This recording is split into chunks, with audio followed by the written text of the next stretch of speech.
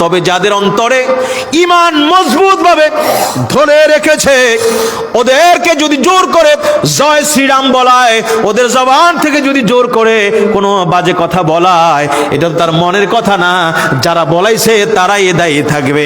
আল্লাহ তাদের গুনাহগুলো মাফ করে দিবে। একটু জোরে বলা যাবে কি সুবহানাল্লাহ।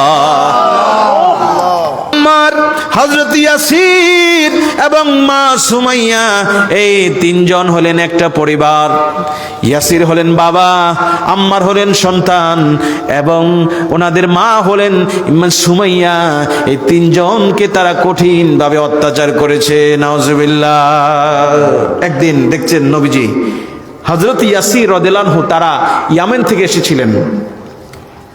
তো ওই অবস্থায় ওনারা নবীজির আলোকবর্তিকার কারণে কালিমা পড়ে মুসলমান হয়ে গেছেন, কিন্তু ওনারা কৃতদাস।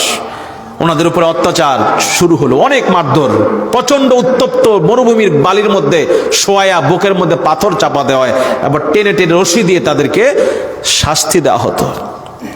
নবীজি বলেন, সবরান আলে ইয়াসির, ও ইয়াসির সম্প্রদায়, ইয়াসিরের পরিবার, ধৈর্য ধরো রে, ধৈর্য ধরো। আল্লাহু আকবার। ফাইন্না মাউইদুকুমুল জান্নাহ, আমার আল্লাহ তোমাদের জন্য জান্নাতের ওয়াদা করেছেন। সুবহানাল্লাহ বলেন। আম্মার ইবনে ইয়াসির, মানে আম্মার হলেন সন্তান, ইয়াসির হলেন বাবা, মা হলেন সুমাইয়া। ও মুসলমান, নারীদের মধ্যে প্রথম শাহিদা, প্রথম শহীদ যিনি হয়েছেন তিনি হলেন আমাদের মা সুমাইয়া। আল্লাহু আকবার। ইয়াসির যখন এইভাবে আপনার আঘাত পাচ্ছে, নবীজি বলেন, ধৈর্য ধরো, আল্লাহ তোমাদের জন্য জান্নাতের ওয়াদা করেছেন, ধৈর্য ধরো, সফলতা একদিন আসবে। কেউ না কেউ তো কষ্ট পেতেই হবে। তো ইয়াসিরকে এইভাবে আঘাত করে করে ওনাকে হত্যা করা হয়েছে। কিছুদিন পরে আবু জাহেল হুকুম দিল, কিছু গুন্ডা বান্ডাকে সুমাইয়াকে আঘাত করো। সুমাইয়া বৃদ্ধা মহিলা, ওনাকে জমিনের মধ্যে উলঙ্গ করে শুয়ে দেওয়া হলো এবং তীর বা বর্ষা লজ্জাস্থান দিয়ে প্রবেশ করে তাকে শহীদ করে দিল।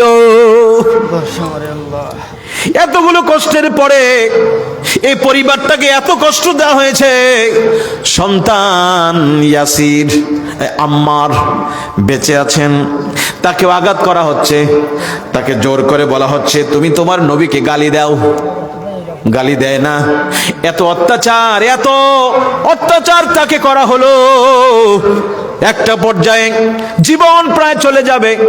তার জবান থেকে কয়, তুই যদি বলস তোর নবীকে যদি তুই গালি দেস তাহলে তোকে আমরা ছেড়ে দেব। আম্মার কুল না পায়া তাদের কথা শুনলো, তাকে ছেড়ে দিল। আম্মার দৌড়ে নবীজির কাছে চলে আসলো।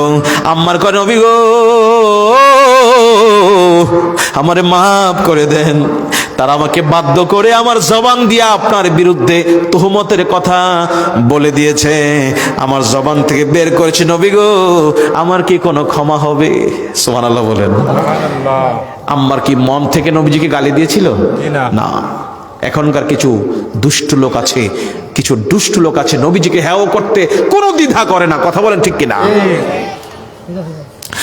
নবীজি বললেন, ওরে আম্মার রে, কাইফা তাজিদু কলবিকা, ওই সময় তোমার অন্তরটা কেমন ছিল? তুমি যখন বাধ্য হয়েছো, ওই যে ভারতে দেখবেন আমরা শুনেছি জোর করে মুসলমানদের জবান থেকে জয় শ্রীরাম জয় শ্রীরাম বলতে বলে বাধ্য করে, আছে না নাই? এসব করে কি হবে? মুসলমানদের অন্তরে আল্লাহর বিশ্বাস। কথা বলেন ঠিক কিনা? জিজ্ঞেস করলেন, ওরে আম্মার শোনো, তুমি যখন ওদের কথা শুনে বাধ্য হয়ে যখন নবীকে গালি দেওয়ার কথাগুলো মুখ থেকে বের করেছো, তোমার মন কি বলেছে? নবী গো, না আমার মন এটা বলে নাই, বরং মুতমাইন্না না বিল ঈমান, আমার অন্তরটা ঈমানে পরিপূর্ণ ছিল, মজবুত ছিল। ওদের কথার কারণে আমি জবান দিয়ে জাস্ট মাত্র বলেছি। আমার নবী বলে, সমস্যা নাই রে, ওরে আম্মা রে, শুনে রাখো, তোমার কোনো অসুবিধা নাই, চিন্তা নাই, তোমার মন ঠিক হয়েছে, ওরা তোমাকে বাধ্য করেছে, ওই বাধ্য করার দ্বারা যে গুনাহ হয়েছে ওই গুনাহ আল্লাহ মাফ করে দিবে। আল্লাহু আকবার। ওই সময় আল্লাহ কোরআন আয়াত নাযিল করে দিলেন, সূরা নাহলের 106 নম্বর আয়াত। আল্লাহ বললেন, মান কাফারা বিল্লাহি মিন বাদি ঈমানিহি, যারা ঈমান আনার পরে যারা কুফরি করলো, পরে আরো আয়াত আছে, তাদের জন্য কঠিন আযাব, কঠিন শাস্তি। তবে ইল্লা মান উকরিহা ওয়া কলবুহু মুতমাইন্নুন বিল ঈমান, তবে যাদের অন্তরে ঈমান মজবুত ভাবে ধরে রেখেছে, ওদেরকে যদি জোর করে জয় শ্রীরাম বলায়, ওদের জবান থেকে যদি জোর করে কোনো বাজে কথা বলায়, এটা তার মনের কথা না, যারা বলাইছে তারাই দায়ী থাকবে, আল্লাহ তাদের গুনাহগুলো মাফ করে দিবে। একটু জোরে বলা যাবে কি সুবহানাল্লাহ?